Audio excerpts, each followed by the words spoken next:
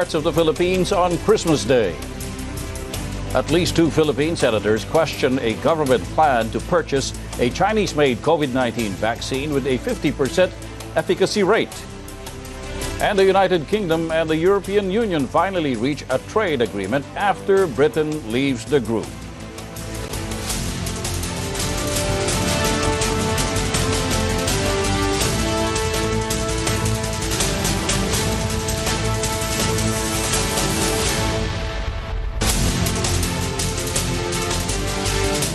Good evening, I'm Tony Velasquez.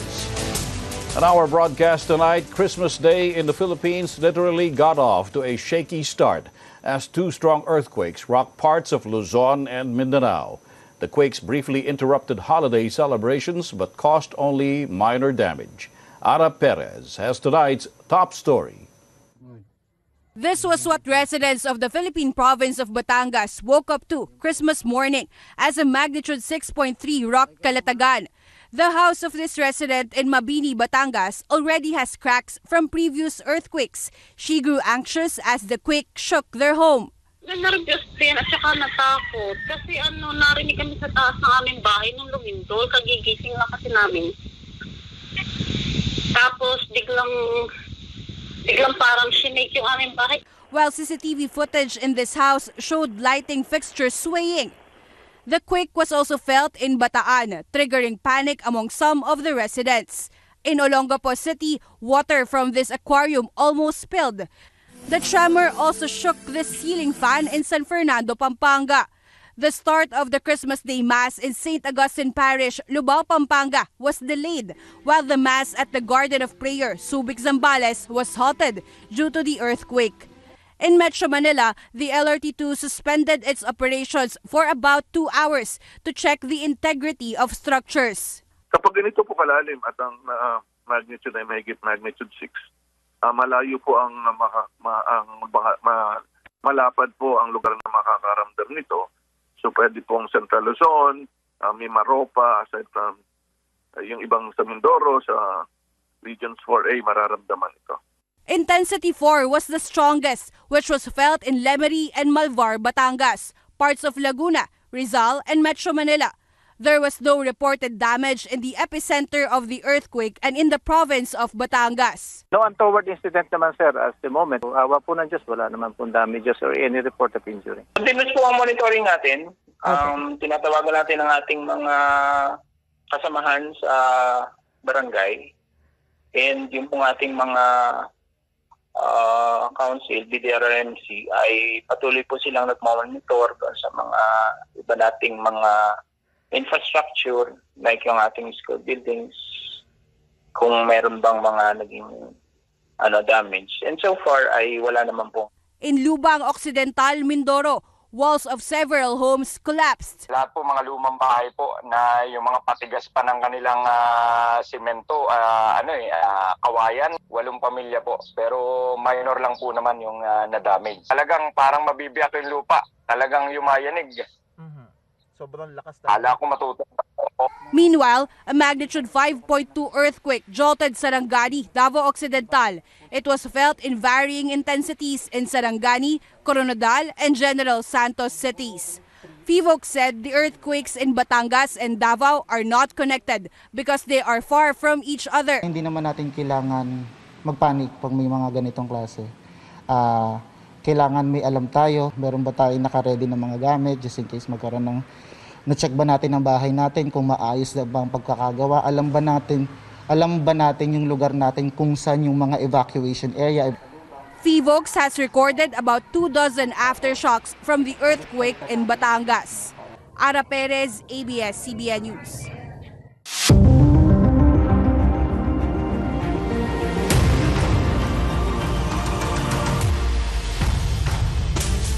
Two Philippine senators question a government plan to purchase a Chinese-made COVID-19 vaccine despite it having only a 50% efficacy rate.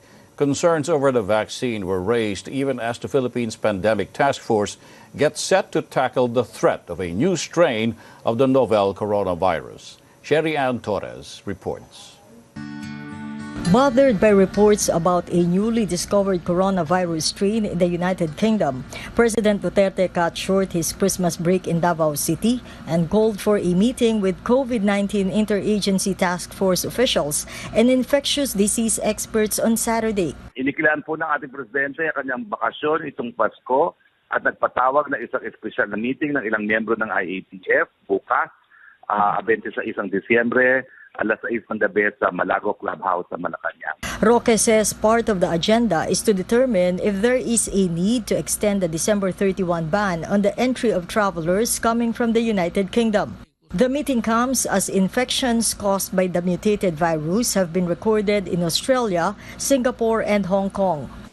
In the meantime, Dr. Anthony Fauci, director of the U.S. National Institute of Allergy and Infectious Diseases, says countries may need to inoculate as much as 90% of their population to achieve herd immunity against COVID-19. This figure is higher than the 60 to 70% herd immunity being targeted by the Duterte administration.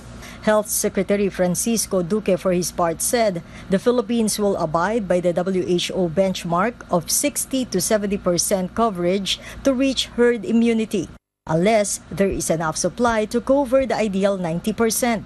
The Philippine Department of Science and Technology notes government needs to procure vaccines with a high efficacy rate, but the agency points out even at 50% efficacy, it can still provide protection. The Philippine government looks to secure 25 million doses from Chinese vaccine manufacturer Sinovac Biotech, whose vaccine offers a 50% efficacy rate. 50% efficacy is acceptable because that is the minimum requirement set by the World Health Organization for a vaccine to be used by a country. Montoya says the potency of a vaccine may vary among different groups of recipients. Maybe it is more effective in a particular group of people, maybe healthcare workers, maybe in the elderly, maybe those with coexisting morbidity. So we have to look at them. So we have to also look at where they are actually going to be most useful in what group before we can actually make a decision. But for Senate Majority Leader Juan Miguel Zubiri, one of the senators who was infected by and recovered from COVID-19, buying a vaccine with 50% efficacy rate would be a total waste of funds and resources. He adds a vaccine's safety, efficacy, pricing, and ease of distribution must be the major factors considered in acquiring a vaccine. Senate Minority Leader Franklin Drilon also does not see how a 50% efficacy rate can inspire public trust and confidence compared to other vaccines with higher efficacy rates like Pfizer, Moderna, and AstraZeneca. Sharian Torres, ABS-CBN News. Several Latin American countries launched mass vaccination campaigns against COVID-19. The U.S. requires negative COVID-19 test results for travelers from Britain, while China tests millions of people in the port city of Dalian. More in this report. Mexico kicks off its mass vaccination campaign against COVID-19 on Christmas Eve. The vaccine rollout will at first prioritize Mexican medical workers. The government aims to inoculate 75% of Mexico's population over the age of 16 by the end of 2021. Mexico is set to receive a total of 34 million doses of Pfizer's COVID-19 vaccine. Mass vaccinations have also begun in Chile, where the first 10,000 doses of Pfizer's vaccine arrived Thursday. Health workers have also been prioritized, with Chile aiming to